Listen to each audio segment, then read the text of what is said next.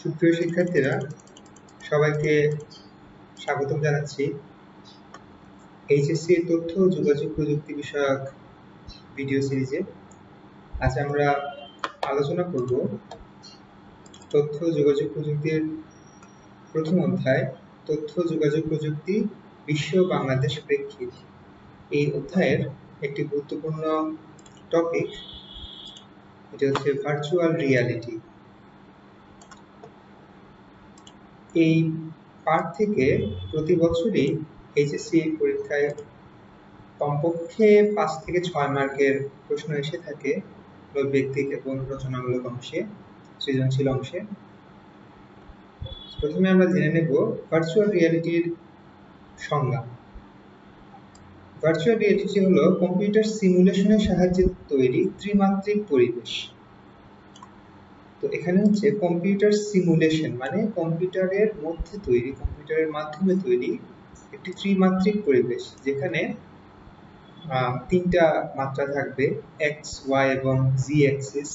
এগুলো ওইভাবে ডিটেইলে বলা লাগবে না সংজ্ঞাতে। যেমন আমরা মানুষের চোখ দিয়ে যেভাবে দেখতে পাই কোনো একটা বিশেষ বিষয়কে, ওটা কত দূরে আছে, ওটার হাইট কতটুকু, ওটার চওড়া কতটুকু, প্রশস্ত ওটা কতটুকু, ওইটা যেভাবে আমরা বুঝতে পারি, ওই বিষয়টা হচ্ছে ত্রিমাত্রিক পরিবেশ, যা ব্যবহারকারীর কাছে সত্য ও বাস্তব বলে মনে হয়।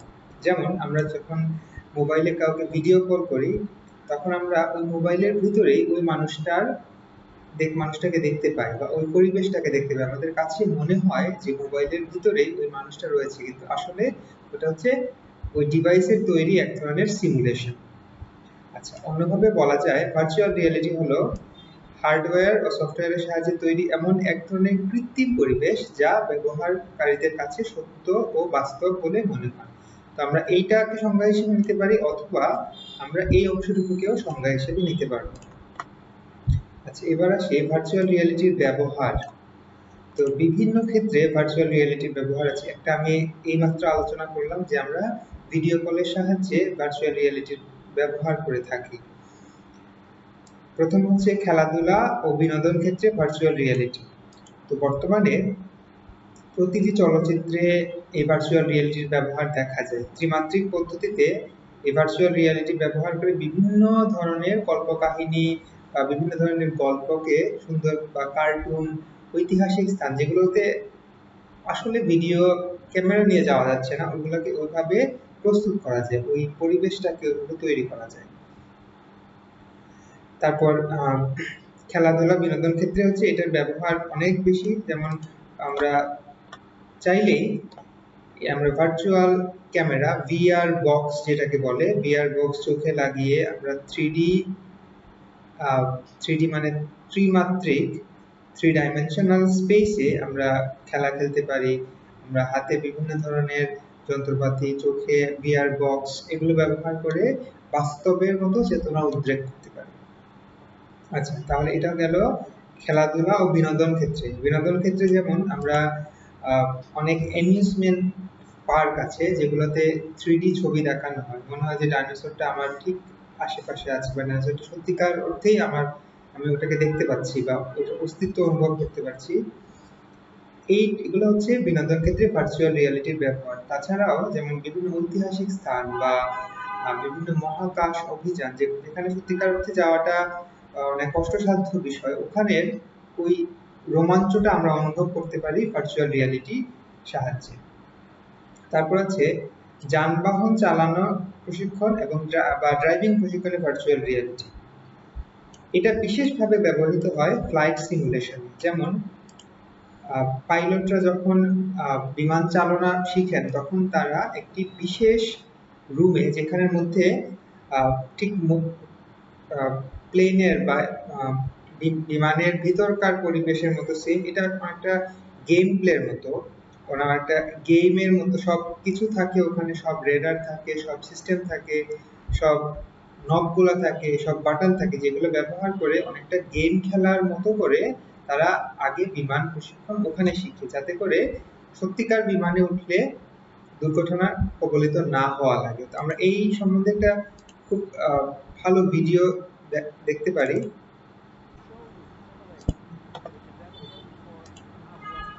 এটা হচ্ছে একটি ফ্লাইট সিমুলেটর, যার ভিতরে ঠিক বিমানের ভিতরকার পরিবেশের মতো একটি কক্ষ বানানো হয়েছে এবং এখানে বিমানের মতো করে সবগুলো কন্ট্রোল দেয়া আছে, যার ভিতরে পাইলটরা প্রশিক্ষণ নিতে পারে ঠিক ভিডিও গেমের মতো, কোনো দুর্ঘটনা কবলিত না হয়ে। এটার সাহায্যে বিমান দুর্ঘটনা অনেক অংশে কমে এসেছে।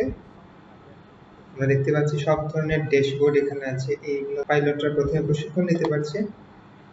এটা হচ্ছে একটি ফ্লাইট সিমুলেশন। এভাবে করে এখন গাড়ি চালানো শেখা যায়। তারপরে বিভিন্ন ধরনের জাহাজ ইত্যাদি চালানোর ক্ষেত্রেও এখন ভার্চুয়াল রিয়েলিটির ব্যবহার রয়েছে, এতে ঝুঁকির পরিমাণ অনেকখানি কমে যাচ্ছে। তারপর আছে মহাকাশ অভিযানের ভার্চুয়াল রিয়েলিটি। তো জ্যোতির্বিজ্ঞানের বিভিন্ন ছাত্র শিক্ষকরা মহাকাশের অভিজ্ঞতা নিতে পারছে শুধুমাত্র ভার্চুয়াল রিয়েলিটির প্রয়োগের মাধ্যমে। আগে থেকে ওরা জানতে পারছে যে গ্রহাণুপুঞ্জের অবস্থান কিরকম, গঠন প্রকৃতি, গতিবিধি, এগুলো মহাকাশে না গিয়েও এই রোমাঞ্চটা অনুভব করতে পারছে। আমরা আসি এই পাঠ থেকে প্রশ্নগুলো কিরকম আসতে পারে। জ্ঞানমূলক প্রশ্ন আসতে পারে, ভার্চুয়াল রিয়ালিটি কি? তো এখানে শুধুমাত্র সংজ্ঞা দিলেই হবে। তারপর অনুধাবনমূলক প্রশ্নসমূহ আছে, বাস্তবে অবস্থান করেও কল্পনাকে ছুঁয়ে দেখা সম্ভব, ব্যাখ্যা করো। এইটা সম্ভব শুধুমাত্র ভার্চুয়াল রিয়ালিটির সাহায্যে।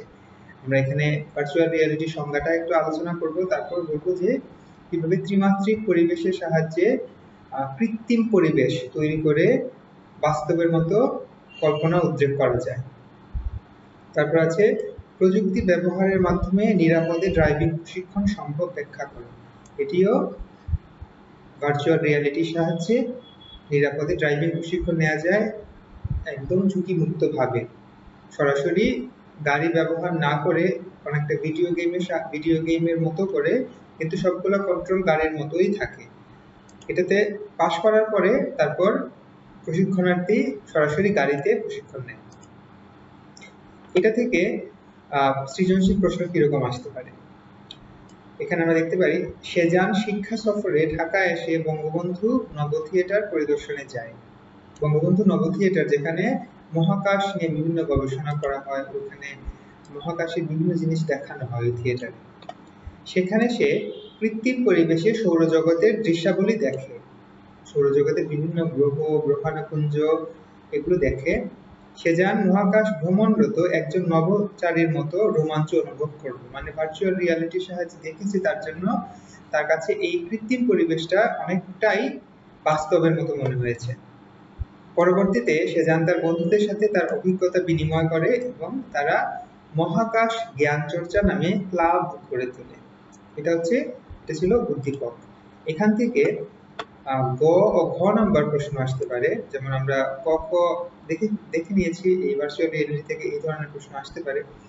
গ নাম্বার আসতে পারে, উদ্দীপকে কোন প্রযুক্তিটি ব্যবহার করা হয়েছে, ব্যাখ্যা করো। তো এখানে প্রথমে আমরা বলবো যে এখানে ভার্চুয়াল রিয়ালিটির ব্যবহার রয়েছে, যেখানে কৃত্রিম পরিবেশে বাস্তবের মতো একটি পরিবেশ তৈরি করা যায় বিভিন্ন কম্পিউটার সিমুলেশনের সাহায্যে।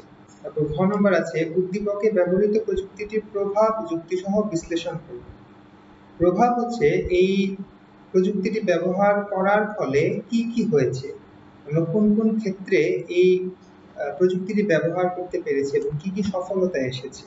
তো আমরা এখানে এই ব্যবহার থেকে কিছু আলোচনা করতে পারি, যে কোন কোন ক্ষেত্রে ব্যবহার করে আমরা এর প্রভাব কি পেয়েছি, এই বিষয়গুলো আলোচনা করে দিলেই আমরা 4 মার্ক পেয়ে যাব। আমি আশা করব যে আইসিটি বিষয়ের পরীক্ষায় আমরা খুব পয়েন্ট ওয়াইজ লিখব, প্রশ্নতে যা জানতে চেয়েছে ওই রিলেটেডই লিখব। ছোট করে লিখলেও খুব ভালো মার্ক পাওয়া যায়, খুব বড় করে লেখার কিছু নাই। যদি প্রশ্নের উত্তরটা ঠিক প্রশ্নের সাথে সামঞ্জস্য থাকে তাহলেই মার্ক পাওয়া যায়। ধন্যবাদ সবাইকে।